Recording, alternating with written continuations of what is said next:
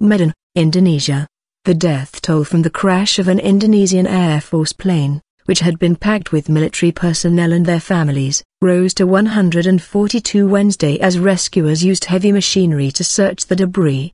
The Hercules C-130 transporter crashed into the residential area in the city of Medan on Tuesday, shortly after taking off from an airbase in the city on Sumatra Island.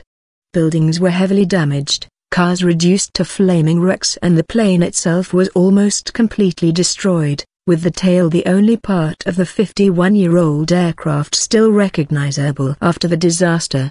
Many of those on board the flight to an island off Sumatra, which was carrying 122 people, were believed to be servicemen and women and their families. The Air Force has said no one survived the crash. It is unclear how many people died on the ground, but a steady stream of bodies has been arriving at a Medan hospital as rescuers pull them from the disaster scene, and police said Wednesday that the total death toll now stood at 142.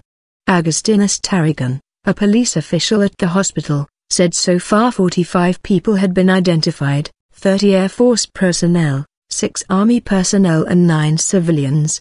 Most of those so far identified were from the armed forces because they were wearing uniform, he said.